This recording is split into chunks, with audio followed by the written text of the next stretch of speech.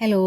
അപ്പോൾ ഇന്ന് വന്നിട്ടുള്ളത് നമ്മൾ വെക്കേഷനൊക്കെ പോകുന്നതിന് മുമ്പ് നമ്മുടെ വീടൊക്കെ എങ്ങനെ ക്ലീൻ ചെയ്തെടുക്കുക എന്നുള്ളതും അതുപോലെ തന്നെ നമ്മളെ വീട്ടിൽ ഹസ്ബൻഡൊക്കെ നിൽക്കുന്നുണ്ടെങ്കിൽ അവർ സെൽഫ് കുക്കിംഗ് ഒക്കെ ചെയ്യുന്നവരാണെങ്കിലും അല്ലെങ്കിലൊക്കെ അവർക്ക് എന്തൊക്കെ പ്രിപ്പയർ ചെയ്ത് വെച്ച് കൊടുക്കാം എന്നൊക്കെ ഉള്ളൊരു വീഡിയോയും കൂടിയിട്ടാണിത്. അപ്പോൾ വീഡിയോ ഒന്ന് കണ്ടു നോക്കണേ. അപ്പോൾ നമ്മുടെ വെക്കേഷൻ ഹോം പ്രിപ്പിൽ വരുന്നതാണ് നമ്മുടെ ക്ലീനിങ് എന്ന് പറയുന്നത്. അപ്പോൾ ക്ലീനിങ് ചെയ്യുമ്പോൾ നമുക്ക് ഡീപ്പ് ക്ലീൻ ചെയ്യേണ്ട ഏരിയാസൊക്കെ ഒന്ന് നല്ല രീതിയിലൊന്ന് ആദ്യം തന്നെ ഡീപ്പ് ക്ലീൻ ചെയ്തെടുക്കാം.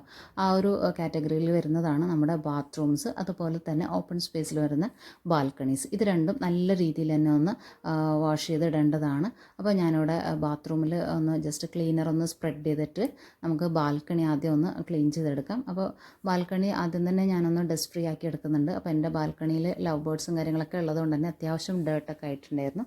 അപ്പോൾ അതൊക്കെ ഞാൻ ജസ്റ്റ് ഒന്ന് അടിച്ച് വാരി എടുത്തിട്ടുണ്ട്. ഇനിയിപ്പോൾ നമ്മുടെ ഉൾഭാഗമൊക്കെയാണ് ക്ലീൻ ചെയ്തെടുക്കുന്നത്. അപ്പോൾ അതിനു മുമ്പ് തന്നെ ഞാൻ വാളും സീലിങ്ങും കൂടെ ഒന്ന് തട്ടിയെടുത്തിട്ടുണ്ടായിരുന്നു.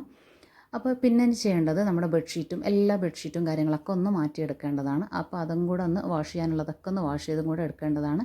പിന്നെ അതൊക്കെ കഴിഞ്ഞിട്ട് നമ്മുടെ എല്ലാ ഡസ്റ്റിങ്ങും കൂടെ കഴിഞ്ഞതിന് ശേഷം കഴുകാനുള്ള സ്പേസൊക്കെ ഒന്ന് കഴുകിയെടുക്കാനും അതുപോലെ തുടച്ചെടുക്കാനുള്ള ഭാഗമൊക്കെ ഒന്ന് തുടച്ചും കൂടെ എടുക്കേണ്ടതാണ്.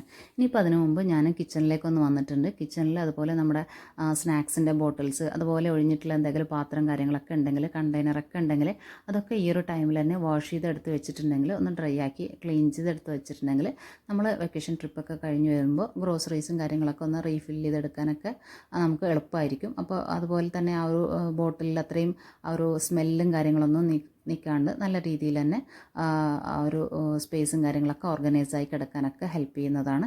അപ്പോൾ അതൊക്കെ ഞാനിവിടെ ഒന്ന് ചെയ്തെടുക്കുന്നുണ്ട്. പിന്നെ നമ്മൾ ഡീപ്പ് ക്ലീൻ ചെയ്യേണ്ട ഒരു ഏരിയ തന്നെയാണ് നമ്മുടെ കിച്ചൺ എന്ന് പറയുന്നത്. അപ്പോൾ ആ ഒരു ഡെയിലി റൂട്ടീനിൽ നമ്മൾ ഫോളോ ചെയ്യുന്നവരാണെങ്കിൽ അധികം ഡീപ്പ് ക്ലീനിങ്ങിന് ആവശ്യമായിട്ട് വരുന്നില്ല.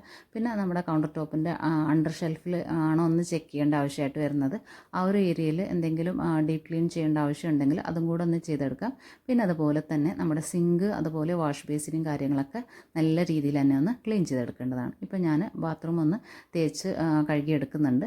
അപ്പോൾ അതിൻ്റെ ഒപ്പം തന്നെ നമ്മുടെ ടോയ്ലറ്ററീസും ഒന്ന് ക്ലീൻ ചെയ്തെടുക്കേണ്ടതാണ്. പിന്നെ അതുപോലെ നമുക്ക് യൂസ്ഫുൾ ആയിട്ടുള്ളൊരു കാര്യമാണ് ഓട്ടോ ക്ലീനർ, നമ്മുടെ ടോയ്ലറ്റിലിടുന്ന ഓട്ടോ ക്ലീനർ യൂസ് ചെയ്യുക എന്നുള്ളത്. അപ്പോൾ ആ ഒരു 10 ഡേയ്സ് അത്യാവശ്യം ഫ്രഷ്നെസ്സിൽ നിൽക്കാൻ വേണ്ടിയിട്ട് തന്നെ അങ്ങനെയുള്ള കാര്യങ്ങളൊക്കെ ഒന്ന് യൂസ് ചെയ്യാൻ വേണ്ടിയിട്ട് ശ്രദ്ധിക്കേണ്ടതാണ്. പിന്നെ അതുപോലെ തന്നെ നമ്മുടെ ബാത്റൂമിൻ്റെ വാളും കൂടെ ഒന്ന് നീറ്റായിട്ടൊന്ന് ക്ലീൻ ചെയ്തെടുക്കുന്നുണ്ട്. അപ്പോൾ അങ്ങനത്തെ കാര്യങ്ങളൊക്കെ ഒന്ന് ചെയ്തെടുത്തതിന് ശേഷം നമുക്ക് ആ ഒരു ടോയ്ലറ്റും കൂടെ നല്ല നീറ്റിൽ ഒന്ന് ക്ലീൻ ചെയ്തെടുക്കേണ്ടതാണ്. അപ്പോൾ ആ ഒരു കാര്യങ്ങളൊക്കെ ഞാനിവിടെ ഒന്ന് ചെയ്തെടുക്കുന്നുണ്ട്.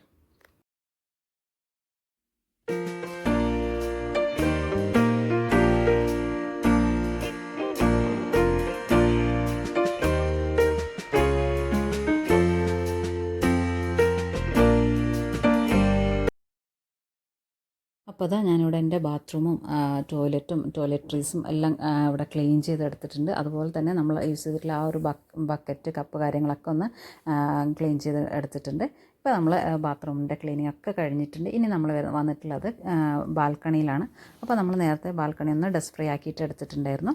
ഇനിയിപ്പോൾ അത് നീറ്റായിട്ടൊന്ന് കഴുകിയും കൂടെ എടുക്കുന്നുണ്ട്. ഇനിയിപ്പോൾ നമ്മൾ ബാൽക്കണിയിൽ യൂസ് ചെയ്യുന്ന ചെയർ കാര്യങ്ങളൊക്കെ ഉണ്ടെങ്കിൽ അതും കൂടെ ഒന്ന് വാഷ് ചെയ്തെടുക്കാവുന്നതാണ്. അതുപോലെ തന്നെ ബാൽക്കണിയിൽ വെച്ചിട്ടുള്ള പ്ലാന്റ്സും, അപ്പോൾ പ്ലാന്റ്സൊക്കെ ഞാൻ 2 വീക്സ് കൂടുമ്പോഴാണ് ഈ ഒരു ലോ മെയിൻ്റെനൻസ് പ്ലാന്റ്സൊക്കെ നനച്ച് കൊടുക്കുന്നത്. അപ്പോൾ ഇനിയിപ്പോൾ ഒരു 10 ഡേയ്സ് നനച്ചിട്ടില്ലെങ്കിലും കുഴപ്പമില്ല. അപ്പോൾ അതുകൊണ്ട് തന്നെ നല്ല രീതിയിൽ ലീവ്സും കാര്യങ്ങളൊക്കെ ഒന്ന് വാഷ് ചെയ്തെടുത്ത് നല്ല രീതിയിൽ തന്നെ നനച്ചും കൂടെ കൊടുത്തിട്ടുണ്ട്.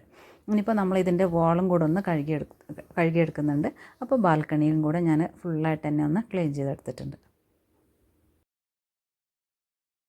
ഇനി ചിലർ സെൽഫ് കുക്കിംഗ് ഒക്കെ ചെയ്യുന്നവരായിരിക്കും. അപ്പോൾ എൻ്റെ ഹസ്ബൻഡൊന്നും ഒന്നും കുക്ക് ചെയ്യാനൊക്കെ അറിയാത്ത ഒരാളാണ്. അപ്പോൾ അങ്ങനെയുള്ള ആൾക്കാർക്കൊക്കെ ആണെങ്കിൽ നമുക്ക് ഒരു 2 ദിവസത്തിനുള്ള ഫുഡ് കാര്യങ്ങളൊക്കെ പ്രിപ്പയർ ചെയ്ത് വെച്ച് കൊടുക്കാവുന്നതാണ്. അപ്പോൾ ഞാനിവിടെ ഫിഷ് ആദ്യം ഒന്ന് നമ്മുടെ നാടൻ സുർക്കയിലൊന്ന് വേവിച്ചതിന് ശേഷം പിന്നെ മുളകിട്ട് മീൻ കറിയാക്കി വെച്ചിട്ടുള്ളതാണ്. അപ്പോൾ അത് 2 ദിവസം അങ്ങനെ തന്നെ കിടന്നോളും. അപ്പോൾ ആവശ്യത്തിനുള്ള മീനൊക്കെ അതിൽ തന്നെ എടുത്ത് ഫ്രൈ ചെയ്ത് ഉപയോഗിക്കാവുന്നതാണ്. അപ്പോൾ ആ ഒരു രീതിയിൽ ഞാൻ തലേദിവസം തന്നെ ചെയ്ത് വെച്ചിട്ടുണ്ടായിരുന്നു.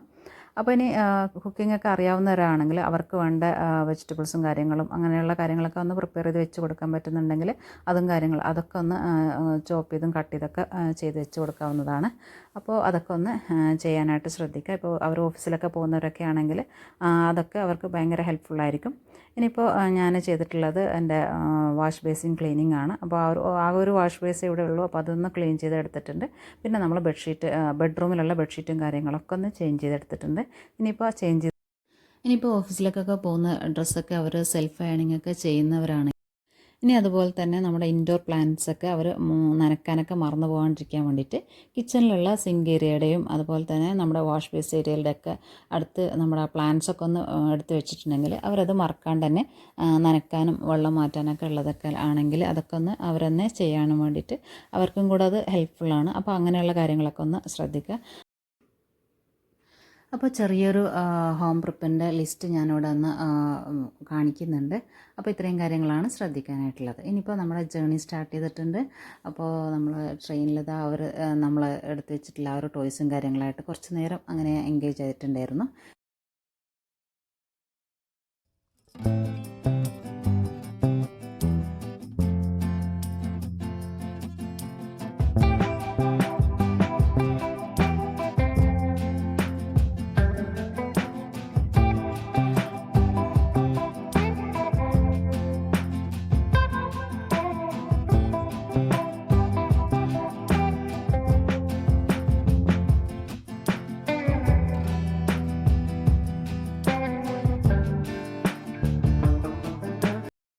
അപ്പോൾ അതാ ഞങ്ങൾ സിസ്റ്ററുടെ വീട്ടിലെത്തിയപ്പോഴേക്കും വെളുപ്പിന് 4 മണിയൊക്കെ ആയിട്ടുണ്ടായിരുന്നു.